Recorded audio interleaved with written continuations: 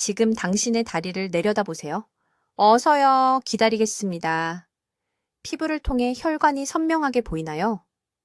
당신이 무시해온 검은 반점들이 있나요? 이제 일어나서 10걸음을 걸어보세요. 그 약간의 저림이 느껴졌나요? 그 무거움이요? 균형이 완전히 잡히지 않는 그 작은 순간 말입니다. 제가 지금부터 말씀드릴 내용을 들으셔야 합니다. 왜냐하면 14일 후 당신은 다시 자유롭게 걸을 수도 있고 아니면 휠체어에 앉아 당신의 자녀들이 짊어진 짐이 된 모습을 지켜볼 수도 있기 때문입니다. 제 이름은 김지혜 박사입니다. 저는 73살이고 서울에서 22년 넘게 의과대학 병원장으로 재직했습니다. 저는 아직도 매일 아침 도움 없이 5km를 걷습니다. 하지만 저도 항상 이랬던 것은 아닙니다. 더 중요한 것은 저는 수천 명의 환자들이 지금 당신이 겪고 있는 바로 그 경고 신호들을 무시했다가 독립성을 잃는 것을 지켜봤습니다. 한국에서는 매일 260명이 다리 손상으로 독립적으로 걷는 능력을 잃습니다. 사고 때문이 아닙니다. 낙상 때문도 아닙니다. 바로 지금 이 순간 혈관과 근육 내부에서 일어나고 있는 조용한 악화 때문입니다. 그들 중 87%가 당신이 방금 확인한 바로 그 증상들을 가지고 있었습니다. 그들은 그것을 무시했습니다. 그저 나이 탓이라고 생각했습니다. 그들은 틀렸습니다. 실제로 무슨 일이 일어나는지 말씀드리겠습니다. 이것은 매우 중요합니다. 당신의 다리에는 6만 킬로미터가 넘는 혈관이 있습니다. 지금 당신이 거기 앉아 있는 동안 대사 노폐물이 막힌 배수구의 침전물처럼 그 혈관들에 쌓이고 있습니다. 당신의 세포들이 질식하고 있습니다. 혈관벽의 유연성이 당신이 아무것도 하지 않는 매주마다 0.3%씩 감소하고 있습니다. 그 유연성이 임계 수준 아래로 떨어지면 손상은 기하급수적으로 가속화됩니다. 갑자기 계단을 오를 수 없게 됩니다. 그러다 도움 없이 의자에서 일어설 수 없게 됩니다. 그 다음엔 보행기가 옵니다. 그 다음엔 휠체어입니다. 그 다음엔 딸이 화장실에서 당신을 도와줘야 합니다. 이것이 현실입니다. 이것이 제가 너무 오래 기다린 좋은 사람들에게 일어나는 것을 본 일입니다. 하지만 저는 희망 없이 당신을 겁주려고 여기 온 것이 아닙니다. 저는 의학계가 수십 년 동안 간과해온 무언가를 발견했기 때문에 여기 있습니다. 당신 다리의 손상, 저림, 통증, 쇠약함, 이것은 영구적이지 않습니다. 노화의 불가피한 부분이 아닙니다. 근원에서 세포 재생을 목표로 하는 특정 프로토콜을 통해 14일 안에 되돌릴 수 있습니다. 3년 전 78살의 환자가 강남에 있는 제 병원에 왔습니다. 박 씨는 주차장에서 제 진료실까지 겨우 걸을 수 있었습니다. 그의 다리는 부어있고 변색되어 있었으며 그는 이것이 이제 자신의 삶이라고 받아들였다고 말했습니다. 더 이상 혼자 생활할 수 없어서 아들과 함께 살 준비를 하고 있었습니다. 저는 그의 검사 결과를 보고 정확히 무슨 일이 일어나고 있는지 알았습니다. 그의 혈관은 유연성을 잃었습니다. 대사 노폐물이 염증을 만들었습니다. 그의 세포들은 산소를 받지 못하고 있었습니다. 하지만 그 어떤 것도 개입의 골든타임을 넘어서지 않았습니다. 저는 그에게 오늘 여러분과 공유할 바로 그 프로토콜을 적용했습니다. 14일 후 그는 도움 없이 제 진료실로 걸어 들어왔습니다. 42일 후 그는 다시 등산을 하고 있었습니다. 그는 수술이 필요하지 않았습니다. 비싼 약물도 필요하지 않았습니다. 그는 실제로 무엇이 그의 다리를 파괴하고 있는지 그리고 그것을 즉시 멈추는 방법을 이해할 필요가 있었습니다. 다음 몇 분 동안 저는 지금 당신의 다리 기능을 파괴하고 있는 3가지 숨겨진 원흉을 밝힐 것입니다. 혈관 유연성을 회복시키는 정확한 미세 순환 운동 순서를 보여드리겠습니다. 당신의 손상된 조직이 절실히 부족한 3가지 중요한 미네랄과 정확히 얼마나 필요한지 말씀드리겠습니다. 그리고 수천 명의 재환자들이 다시 자유롭게 걷도록 도운 완전한 14일 프로토콜을 드리겠습니다. 하지만 먼저 당신이 다리 건강에 대해 들어온 모든 것이 왜 틀렸는지 이해해야 합니다. 제 말을 아주 주의 깊게 들으세요. 제가 지금 공유하려는 것은 당신이 자녀들에게 짐이 되는 것을 막아줄 수 있습니다.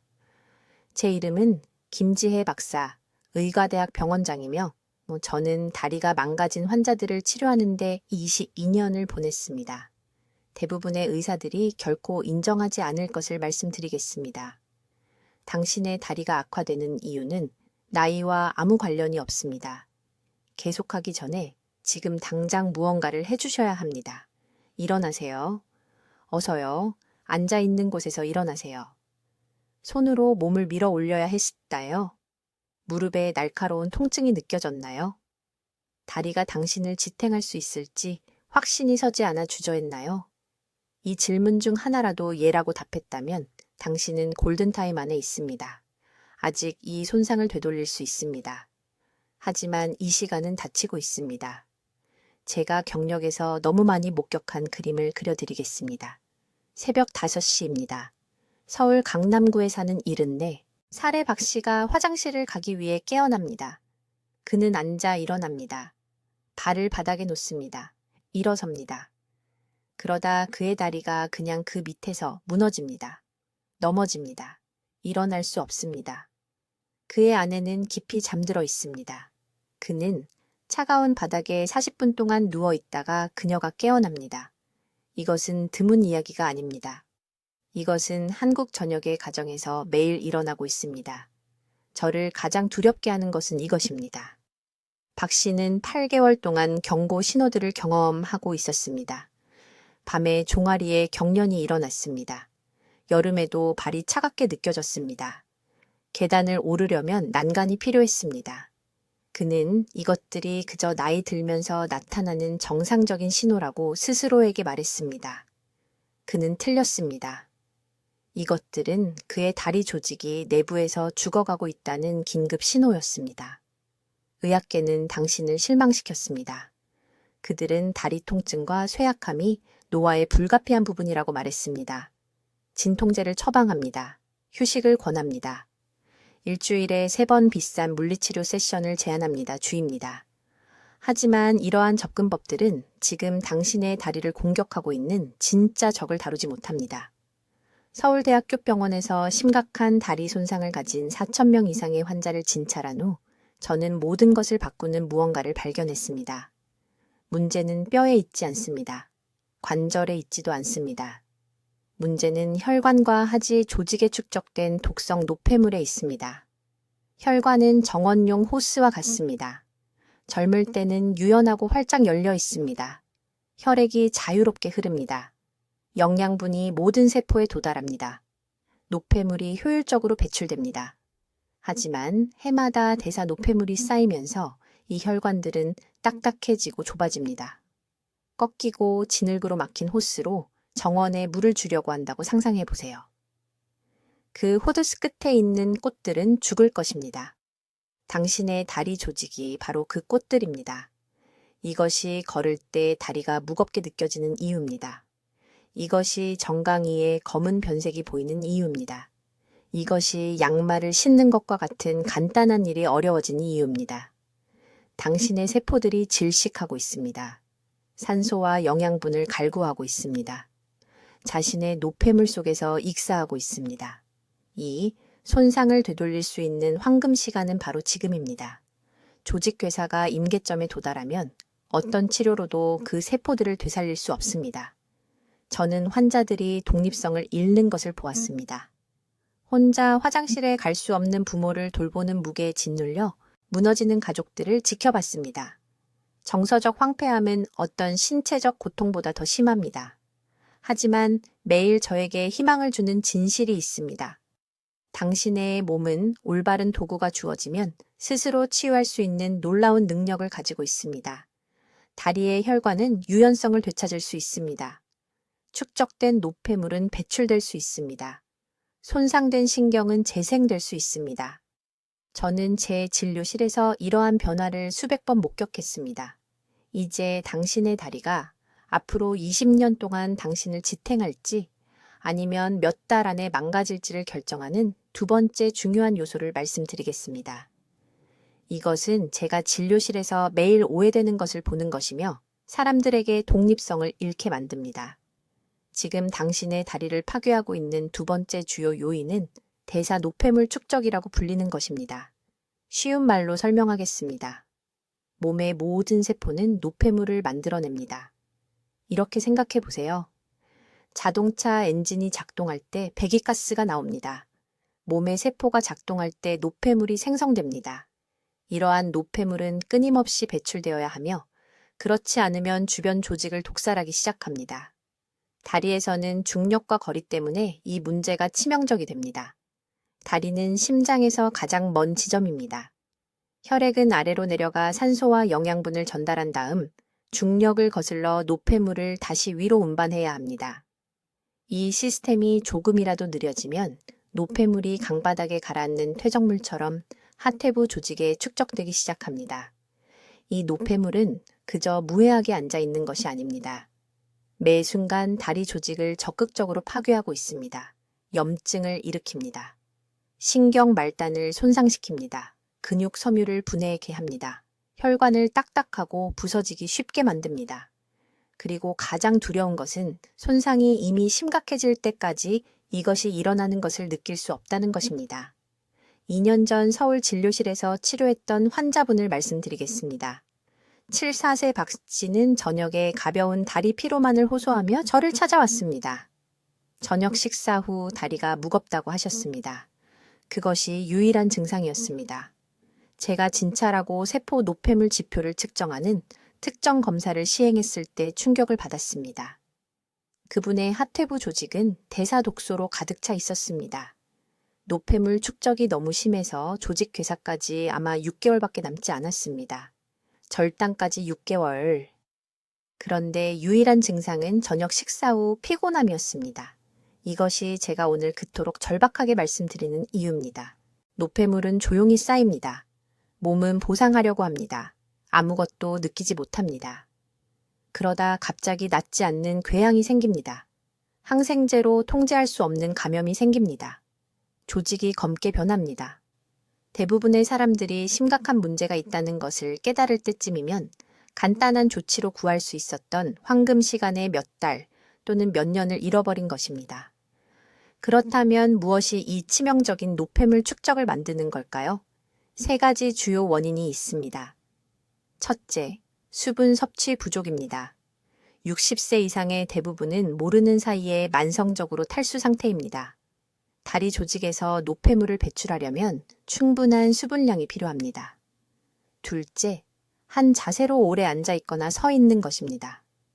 다리가 몇 시간 동안 가만히 그니 있으면 노폐물이 가라앉고 농축됩니다. 셋째, 종아리 근육 수축의 부족입니다. 종아리 근육은 다리에서 혈액을 다시 위로 펌프질하기 때문에 제2의 심장이라고 불립니다. 이 근육들이 약해지거나 활동하지 않으면 노폐물 제거가 멈춥니다. 명확하게 이해해야 할 것은 이 노폐물 축적은 되돌릴 수 있지만 황금 시간 동안 행동해야만 가능하다는 것입니다. 조직이 죽기 시작하면, 신경이 영구적으로 손상되면, 순환이 완전히 차단되면 어떤 방법으로도 죽은 조직을 되살릴 수 없습니다. 하지만 발에 아직 감각이 있다면, 짧은 거리라도 걸을 수 있다면, 피부가 아직 온전하다면 완전한 회복이 가능한 시간 안에 있는 것입니다. 제가 개발한 14일 프로토콜은 특별히 이 노폐물 제거 과정을 목표로 합니다. 특정 동작의 정확한 타이밍과 전략적 영양소 섭취를 결합하여 다리 조직에서 수년간 축적된 독소를 배출합니다. 환자들은 더 가벼워진 느낌을 받고 통증이 줄어들고 영원히 사라졌다고 생각했던 힘을 되찾았다고 보고합니다. 하지만 지금 바로 시작해야 합니다. 다음 달이 아니라 증상이 견딜 수 없게 될 때가 아니라 노폐물은 바로 이 순간 당신의 다리에 축적되고 있습니다. 이제 여러분, 제가 말씀드리려는 것을 매우 주의 깊게 들으세요. 이것은 당신의 다리가 앞으로 10년 동안 당신을 지탱할지 아니면 실패할지를 결정하는 3번째 중요한 요소입니다. 가장 필요할 때 당신 곁에 있어줍니다. 저는 20년 넘게 제 병원에서 이런 패턴이 반복되는 것을 봐왔습니다. 그리고 이 원칙을 무시한 모든 사람들이 18개월 안에 휠체어 신세를 지게 되었습니다. 과장이 아닙니다. 다리 손상을 되돌리는 세 번째 핵심은 제가 대사 노폐물 제거 시간대라고 부르는 것입니다. 우리 몸은 매일 특정 시간대에 다리 아래쪽에 쌓인 독성대사 노폐물을 가장 효율적으로 제거합니다. 이 시간대를 놓치면 그 노폐물이 혈관 속에서 시멘트처럼 굳어버립니다. 저는 시술 중에 채취한 샘플들을 봤는데 검은 찌꺼기처럼 보였습니다. 그 찌꺼기가 지금 당신의 혈액순환을 막고 있습니다. 대부분의 사람들이 완전히 잘못 알고 있는 것이 있습니다. 그들은 더 많이 걷기만 하면 모든 것이 해결된다고 생각합니다. 틀렸습니다. 완전히 틀렸습니다. 하루 중 잘못된 시간에 걸으면 오히려 그 대사 노폐물을 다리 조직 깊숙이 밀어넣는 것입니다. 강남에 사는 68살 박 씨라는 환자가 있었습니다. 그분은 매일 아침 새벽 5시에 만보를 걸었습니다. 건강해지는 거라고 생각했죠. 제 병원에 오셨을 때 양쪽 다리가 나무 기둥처럼 부어 있었고 3분도 제대로 서 있지 못했습니다. 문제는 걷는 것이 아니었습니다. 언제 걷느냐가 문제였습니다. 대사 노폐물 제거 시간대는 하루 중 가장 많이 드신 식사 후 정확히 3시간 뒤에 시작됩니다. 대부분의 한국인들에게 이것은 저녁 7시에서 9시 사이를 의미합니다. 이 특정 시간 동안 우리 몸은 다리 혈관에 쌓인 노폐물을 실제로 분해하고 배출할 수 있는 효소 조합을 분비합니다. 하지만 이 과정을 활성화시켜야 합니다. 살아있다고 해서 자동으로 일어나는 것이 아닙니다. 지금 당신의 종아리를 만져보세요. 어서요, 근육을 세게 눌러보세요. 딱딱하게 느껴지나요? 부드러운 조직이 아니라 나무를 누르는 것처럼 느껴지나요? 그 딱딱함이 바로 염증과 섞인 결정화된 대사 노폐물입니다. 그것이 경고 신호입니다. 박 씨의 종아리는 제가 처음 진찰했을 때 돌처럼 느껴졌습니다. 이 방법을 정확히 11일 동안 따른 후 다시 부드러워졌습니다. 14일째 되는 날, 그분은 쉬지 않고 4층 계단을 올라갔습니다. 제 진료실에서 우셨습니다. 대사 노폐물 제거 시간대에 정확히 해야 할 일이 있습니다. 먼저 의자에 앉아서 양쪽 다리를 심장보다 높게 올리세요. 베개를 사용하든 발판을 사용하든 상관없습니다. 그냥 높이 올리세요. 둘째, 발가락을 천천히 20번 굽혔다 펴세요. 이것은 종아리의 근육 펌프를 활성화시켜 노폐물을 몸의 역과 시스템 쪽으로 밀어냅니다. 셋째, 이것이 절대적으로 중요한데 레몬 반 개를 짠 미지근한 물 300ml를 정확히 마시세요. 이 시간대의 수분 공급과 구연산의 특정 조합은 노폐물 제거 능력을 4배로 증가시킵니다.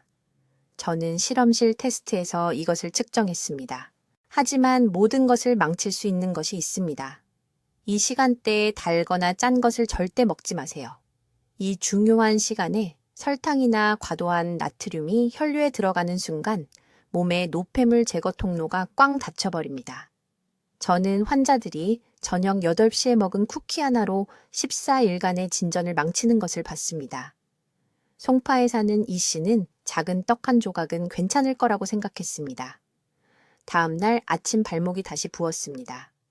중요합니다. 이 황금 시간대에는 모든 것이 중요합니다. 한 가지 더 있습니다. 직장에서 하루 종일 앉아 있었다면 시작하기도 전에 노폐물 제거 시간대가 부분적으로 닫혀 있을 수 있습니다. 시간대가 열리기 3시간 전에 몸을 준비해야 합니다.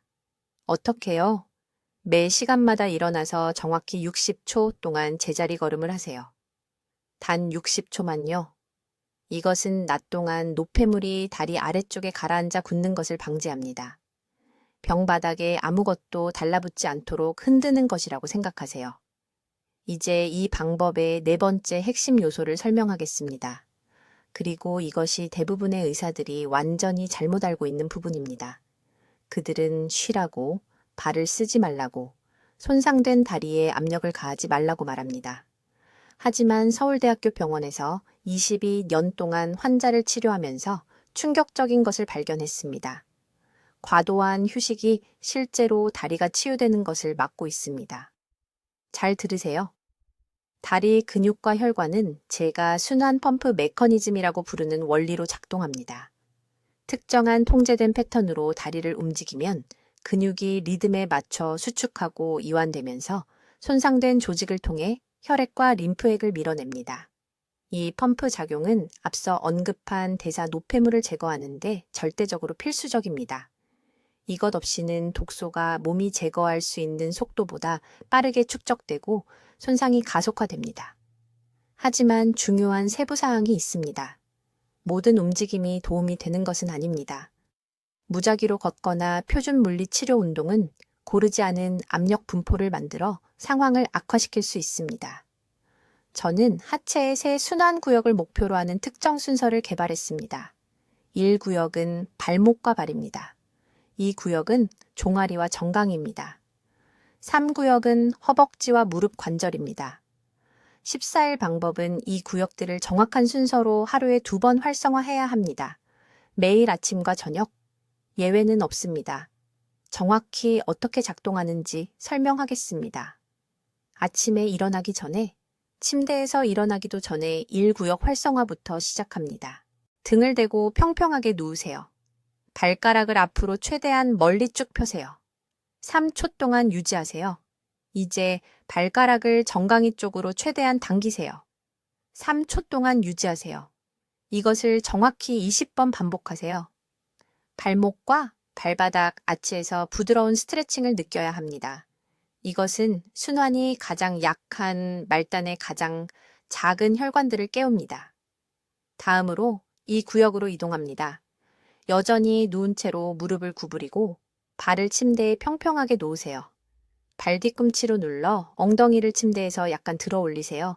매트리스를 들어 올리세요. 높이 들 필요는 없습니다. 단 5cm면 충분합니다. 종아리 근육을 조이면서 5초간 유지하세요. 천천히 내리세요. 이것을 15번 반복하세요. 이 동작은 가자믹은 펌프를 활성화시키는데 이 근육은 중력을 거슬러 종아리에서 혈액의 60%를 위로 밀어 올리는 역할을 합니다. 이제 세 번째 구역입니다.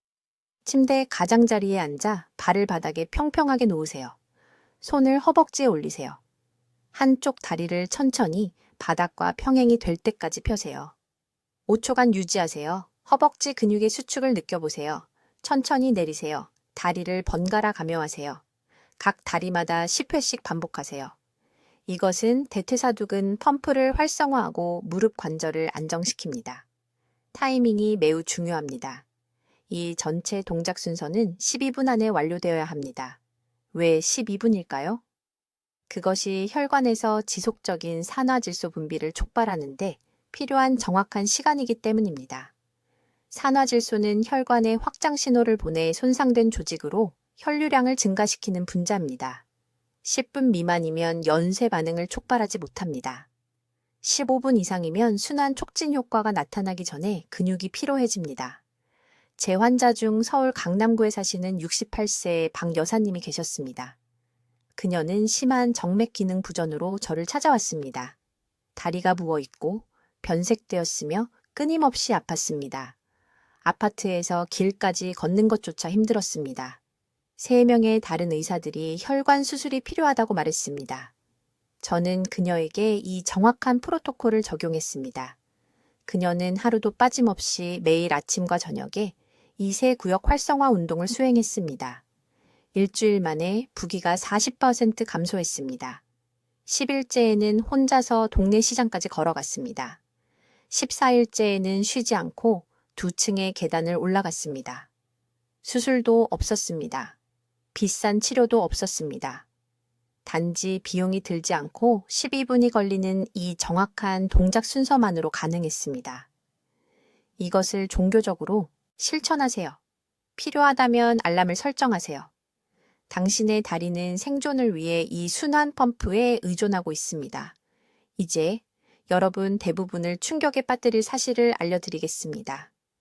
지금 여러분이 저지르고 있는 가장 큰 실수는 제가 다리 재생을 위한 3가지 필수 미네랄이라고 부르는 것을 무시하는 것입니다.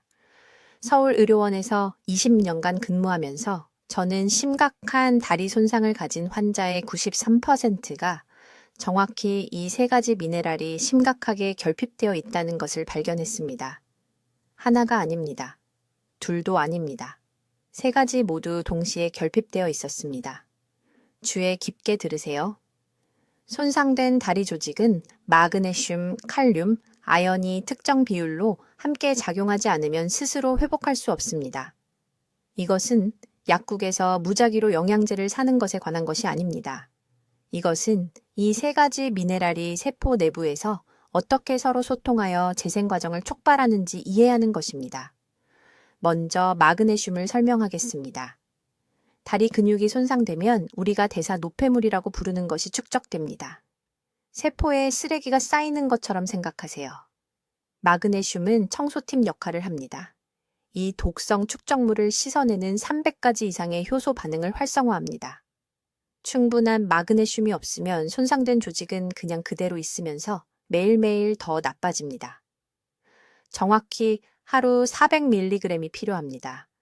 어디서 얻을 수 있을까요? 호박씨 2줌, 시금치 3인분, 두부 1모. 지금 당장 적으세요. 다음은 칼륨입니다. 이 미네랄은 순환사령관입니다. 손상된 다리에는 한 가지 공통점이 있습니다. 혈류가 좋지 않습니다. 종아리와 발목의 작은 혈관들이 딱딱해지고 좁아집니다. 칼륨은 이 혈관 벽을 이완시켜 신선한 산소가 풍부한 혈액이 손상된 부위로 흘러 들어가게 합니다. 저는 환자들에게 매일 3,500mg의 칼륨이 필요하다고 말합니다. 큰 바나나 2개는 약 800mg을 줍니다. 중간 크기 고구마 1개는 540mg을 줍니다. 흰 강낭콩 1그릇은 1000mg을 줍니다. 계산해보세요. 식사를 적절히 계획하세요. 하지만 여기서 대부분의 사람들이 실패합니다. 마그네슘과 칼륨은 섭취하지만 아연을 완전히 무시합니다. 이것이 치명적인 실수입니다. 아연은 조직 복구의 건설 관리자입니다. 당신의 몸은 아연이 단백질 합성 경로를 활성화하지 않으면 새로운 건강한 세포를 만들 수 없습니다. 저는 환자들이 완벽한 양의 마그네슘과 칼륨을 몇 달 동안 섭취했지만 아연 수치가 너무 낮아 실제 재생을 촉발하지 못해 전혀 개선되지 않는 것을 봤습니다. 다리 조직 복구를 위해 정확히 하루 10mg의 아연이 필요합니다. 살코기, 소고기 3온스에는 7mg이 들어있습니다. 중간 크기 굴 6개에는 32mg이 들어있는데 이것은 사실 너무 많습니다. 익힌 렌틸콩 1컵은 3mg을 줍니다. 캐슈넛 1줌은 2mg을 줍니다. 여기서 균형이 모든 것입니다. 이제 타이밍에 주목하세요. 이것이 제 프로토콜을 여러분이 시도했던 다른 모든 것과 구분 짓는 것입니다. 이 세 가지 미네랄은 하루 종일 올바른 순서로 몸에 들어가야 합니다. 아침 식사와 함께 마그네슘을 섭취하세요. 이것은 앞으로의 하루를 위해 세포를 준비시킵니다. 점심때 순환이 가장 활발할 때 칼륨이 풍부한 음식을 섭취하세요. 저녁 식사와 함께 아연을 섭취하세요. 왜냐하면 조직 복구는 주로 수면 중에 일어나는데 그때 몸이 깊은 재생 모드에 들어가기 때문입니다. 제 환자 중 서울 강남구에 사시는 74세 박 여사님이 계셨습니다. 그녀는 침실에서 부엌까지 걷는 것조차 거의 불가능한 상태로 저를 찾아왔습니다. 끊임없는 경련, 양쪽 발에 심한 무감각, 매일 오후마다 부은 발목. 그녀는 8개월 동안 물리치료를 시도했지만 거의 개선되지 않았습니다. 저는 즉시 그녀의 미네랄 수치를 검사했습니다. 마그네슘은 정상보다 60% 낮았습니다. 칼륨은 70% 결핍되어 있었습니다. 아연은 거의 감지되지 않았습니다. 저는 그녀에게 이 정확한 세 가지 미네랄 프로토콜을 적용했습니다. 아침에는 호박씨와 시금치에서 마그네슘, 오후에는 고구마와 바나나에서 칼륨, 저녁에는 렌틸콩과 소량의 소고기에서 아연. 6일 만에 경련이 완전히 멈췄습니다. 11일 만에 무감각이 발가락에서 물러나기 시작했습니다. 14일째에는 한 번도 멈추지 않고 아파트에서 동네 공원까지 걸어갔습니다. 이것은 마법이 아닙니다. 이것은 필요한 것을 제공했을 때 정확히 그래야 하는 대로 작동하는 세포 생물학입니다. 올바른 원자재를 올바른 양으로 올바른 시간에 공급해야 합니다. 이제 매일 아침 여러분의 다리 혈액순환을 파괴하는 치명적인 실수에 대해 말씀드리겠습니다. 이것은 제가 의료원장으로 22년간 일하면서 본 가장 위험한 습관이며 지금 이것을 보고 계신 분들 중 최소 70%가 바로 이 실수를 하고 계신다고 장담합니다. 다리 손상의 6번째 주요 요인은 제가 찬 아침 운동의 함정이라고 부르는 것입니다. 제 말을 아주 주의 깊게 들어주십시오. 여러분의 다리는 잠에서 깨어나는 순간 격렬하게 움직일 준비가 되어 있지 않습니다. 수면 중에 하체의 혈관은 최대 40%까지 수축됩니다. 무릎 관절의 활액은 끈적하고 느려집니다. 신경 신호는 밤새 압박으로부터 여전히 회복 중입니다. 그런데 대부분의 사람들은 어떻게 할까요? 침대에서 벌떡 일어나 즉시 격렬한 활동으로 하루를 시작합니다. 충격적인 진실은 이것입니다. 차갑고 준비되지 않은 다리 근육을 갑작스런 움직임으로 강제할 때 근육 섬유에 미세한 손상이 발생합니다. 이러한 손상은 날마다, 주마다, 년마다 축적됩니다. 이것이 바로 5년 전보다 지금 다리가 더 아픈 이유입니다. 이것이 계단 오르기가 어려워진 이유입니다. 이것이 난간을 잡아야 하는 이유입니다. 나이 때문이 아닙니다. 매일 아침 반복되는 바로 이 한 가지 실수 때문입니다. 제 환자 중에 서울 강남구에 사시는 74세 박 씨가 계셨습니다. 그분은 쉬지 않고 50m도 걷기 힘든 상태로 제 병원에 오셨습니다. 다리는 부어있고 통증이 있었으며 눈에 보이는 정맥류로 덮여 있었습니다. 그분은 15년간 새벽 운동을 해왔다고 말씀하셨습니다. 매일 아침 5시 30분에 일어나 즉시 찬 공기 속에서 40분간 빠르게 걷기를 하셨습니다. 건강에 좋다고 생각하셨습니다. 질병을 예방한다고 생각하셨습니다. 하지만 실제로는 다리 혈액순환을 체계적으로 파괴하고 계셨던 것입니다. 찬 아침 운동 중 다리 내부에서 일어나는 일은 이렇습니다. 찬 공기 속으로 나가는 순간 천을 보존하기 위해 말초 혈관이 더욱 수축됩니다. 심장은 좁아진 혈관을 통해 혈액을 밀어내기 위해 더 세게 펌프질해야 합니다. 하지만 다리 근육은 움직임을 위해 산소를 요구하고 있습니다. 이것이 제가 순환기아라고 부르는 상태를 만듭니다. 근육세포는 에너지를 얻기 위해 자신의 조직을 분해하기 시작합니다. 젖산과 암모니아 같은 대사 노폐물이 빠르게 축적됩니다. 수축된 혈관이 이것들을 효율적으로 제거할 수 없기 때문입니다. 수개월과 수년에 걸쳐 이러한 매일의 공격은 영구적인 손상을 야기합니다. 혈관 내벽을 감싸고 있는 섬세한 내피세포가 흉터로 변하고 유연성을 잃습니다. 정맥은 중력에 대항하여 혈액을 위로 밀어 올리는 능력을 잃습니다. 이것이 정맥류, 만성다리 부종, 그리고 오후가 되면 다리가 무겁고 피곤한 느낌의 진짜 원인입니다. 하지만 대신 이렇게 하셔야 합니다. 다리 운동의 황금 시간은 이른 아침이 아닙니다. 오전 중반, 구체적으로 9시에서 11시 사이입니다. 이 시간이 되면 천이 자연스럽게 상승합니다. 혈관이 확장됩니다. 활액이 묽어져서 관절을 제대로 윤활하고 있습니다. 혈액순환이 준비되고 활성화됩니다. 아침에 다리를 움직이기 전에 3분 깨우기 순서를 수행해야 합니다. 침대 가장자리에 앉으십시오. 팔목을 각 방향으로 20회씩 돌리십시오. 발가락을 30회 굽혔다 폈다 하십시오. 종아리를 위쪽을 향해 힘주어 1분간 마사지 하십시오. 그런 다음에야 일어서서 걷기 시작해야 합니다. 박 씨는 정확히 이 방법을 실행하셨습니다. 새벽 운동을 완전히 중단하셨습니다. 깨우기 순서를 수행한 후 10시에 걷기를 시작하셨습니다. 14일 만에 다리 통증이 절반으로 줄었습니다. 6주 만에 발목의 부기가 사라졌습니다. 3개월 후에는 쉬지 않고 5km를 걸으셨습니다. 혈액순환이 회복되면서 정맥류가 덜 두드러지게 되었습니다. 이것은 복잡한 의학이 아닙니다. 이것은 신체의 순환계, 자연 리듬을 존중하는 것입니다. 여러분의 다리는 찬 아침 공격을 멈춰달라고 애원하고 있습니다. 귀 기울이십시오. 손상은 회복 가능합니다. 하지만 매일 새로운 손상을 만드는 것을 멈춰야만 합니다. 이제 여러분 아주 주의 깊게 들어주십시오. 앞으로 14일 동안 따라야 할 정확한 단계를 알려드리겠습니다. 이것은 복잡하지 않습니다. 비용이 많이 들지도 않습니다. 하지만 지금 우리가 가진 황금 시간 동안 정확히 따라야 합니다. 1단계. 매일 아침 식사 전에 제가 발목 펌프 순서라고 부르는 것을 해야 합니다. 침대 가장자리에 앉으십시오. 발가락을 최대한 아래로 가리킨 다음 정강이 쪽으로 위로 굽히십시오.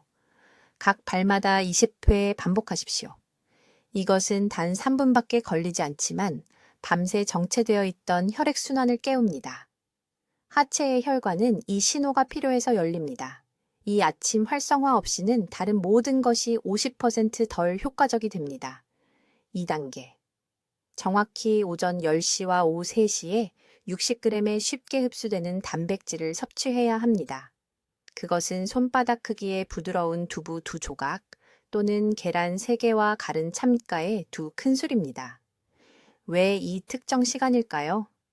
다리 근육이 영양소 흡수를 위한 2번의 최고 시간대가 있기 때문이며 이 시간대를 놓치면 단백질은 손상된 조직을 재건하는 대신 소화기관에서 그냥 낭비됩니다. 대부분의 사람들은 하루 종일 무작위로 단백질을 먹고 왜 아무것도 개선되지 않는지 궁금해합니다. 3단계. 이것은 병원의 제 동료들조차 놀라게 한 부분입니다. 정확한 조합으로 3가지 특정 미네랄이 필요합니다. 마그네슘, 칼륨, 아연입니다.